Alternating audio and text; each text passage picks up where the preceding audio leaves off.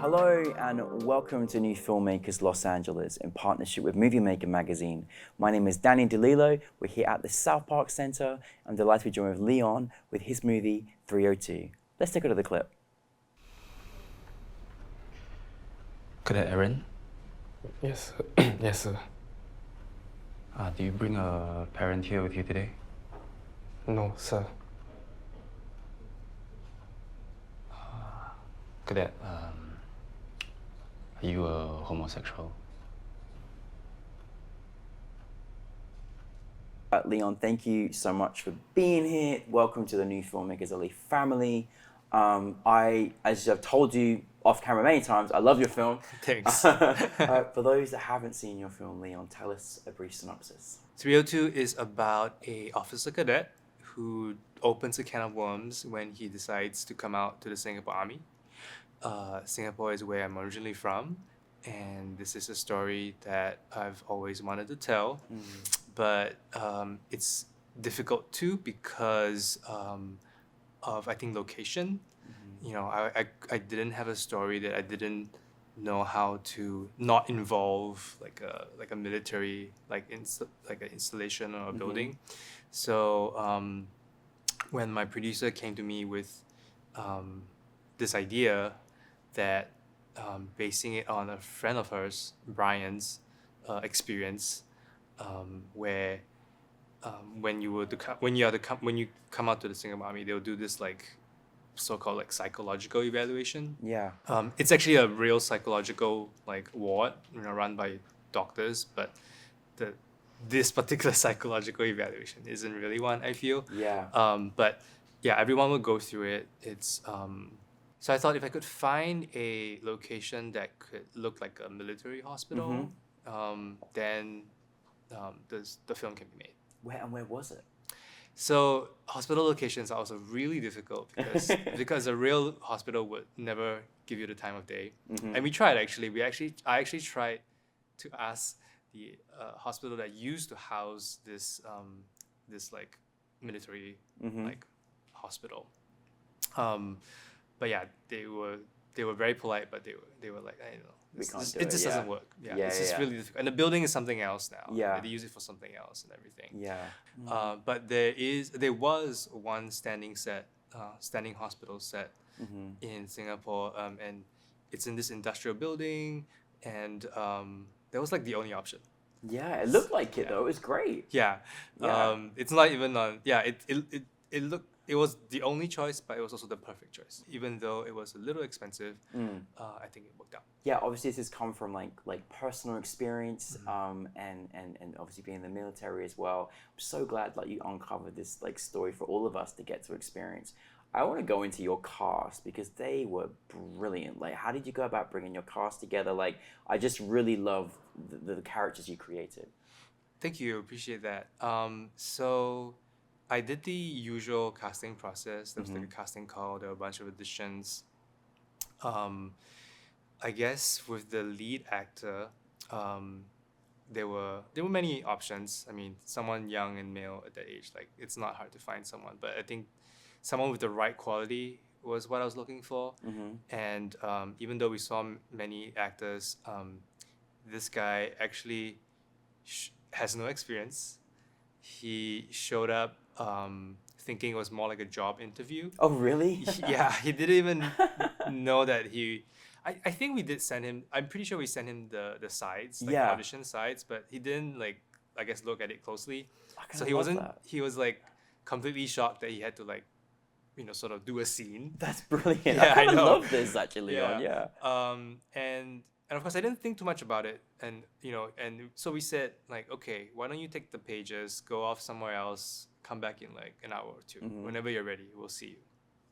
And he came back, and he was at that time, many doctors say this, like at that time you just gotta feel. You get the right Energy, feel. yeah. You get the right energy. And I had the feeling about him, but my producers weren't sure because they were cautious, as producers are. Yeah, of They were, worried that he would not be reliable, that he would not give a good performance. eventually I said that I feel quite strongly about this person, and then it was about organizing some like acting lessons, or some Yeah. basic stuff, you I know. love it. But what I really liked about him is that he's got that non-actor quality. Yeah, yeah. You know, he doesn't look like he's performing. Yeah, And I really like that. totally. Yeah. I really love how you took the time to nurture the right person. Like when you've got a feeling for someone, and you're like, oh my goodness, I have to find that. And I think it's really special. Not every director does that, and I think that was really, really nice that you did that. This film is factual. Also, can you tell us a little bit about the kind of representation of 302 and all the kind of different categories that come with that as well? 302, the number 302 comes from the International Classification of Diseases, an older publication that used to classify homosexuality as sexual deviation next to pedophilia and other perversions, if you want to call it that. And so this really shows you the history of like how homosexuality was perceived, especially in like medical and expertise. Yeah. And of course, the military would just take that. They don't process; they just take information. Yeah. And even in the U.S., there's a similar treatment of basically LGBTQ people. Absolutely. Like the lavender scare and all that kind of stuff. Yeah. So the context of the policy probably came from similar notions of like fear of blackmail, like sharing state secrets and all that kind of stuff. I think it's really, really important that was shared, particularly obviously at our event as well.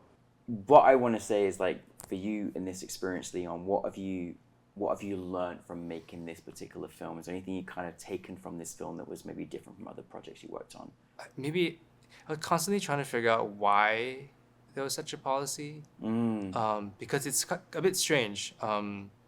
First of all, when we have conscription in Singapore, you must do if you're born male, you have to do military service. That being said, trans people are exempted if you tell them you're trans, and if you've started the process of like transition. But if you're born male, you have to do military service, and when you enlist, there's a medical like examination. And back when I was doing it, there's a questionnaire.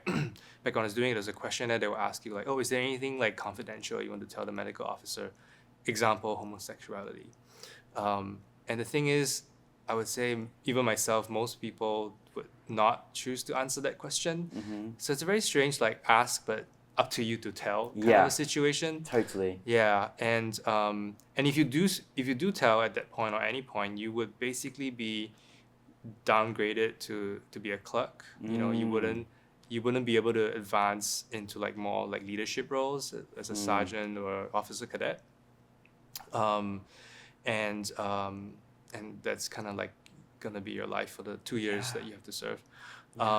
So then when researching, back to the question of like trying to figure out like why such a thing exists, I realized that for some strange reason it's just how I think a military would like want to, like, they can't exclude them because they want everybody to be included, but I feel like they could have carved out a little like safety net too for maybe some people who don't really feel like they would fit in well with the culture. It is quite masculine. It's got this energy that is not for everyone. And also then it can protect people from being bullied, for example. What was really special, especially last night, was obviously we really love having you now part of our NewFilmmakers LA family, our alumni.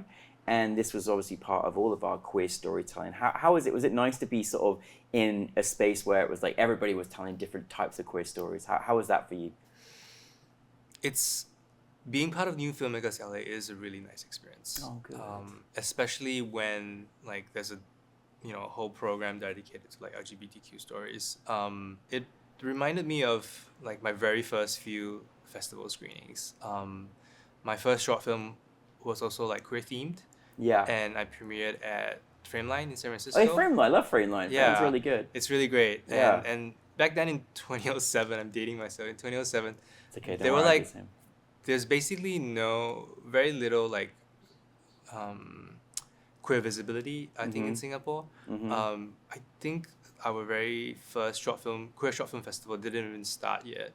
So like going to Frameline, watching queer films with an audience that is mostly queer, watching my short film amongst such an audience in such a city too was like quite unimaginable. Yeah. And last night's screening reminded me of that too. Oh. Yeah. Oh, it was really special to see you up there with with your film, and I could feel the audience resonating with your film in such a powerful way. So well done. Where are you taking us next, Leon? What's the next project? What are your ideas? What's going on? With the film or? Oh, with the next stories you want to make. The next project I'm working on is called Desirable Content. I'm co-directing it with a friend who's an OnlyFans creator.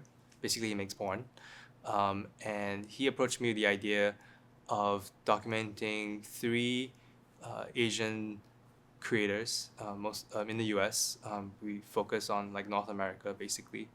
And we want to explore themes such as like disclosure to friends and family, the line between like erotica and porn, for example.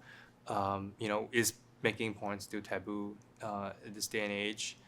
So many interesting questions, and it's quite a nice, interesting dive into their world. And it's something that we've been shooting a little bit. We're trying to fundraise later this summer. Excellent. And just like applying for grants. That's amazing. It's a really fascinating subject, and so please bring it back to us for sure. Thank you so much for 302, and thank you for being here, and looking forward to your next project. So thank you very much. Thank you. Yeah. Thank you, Love being here. everybody.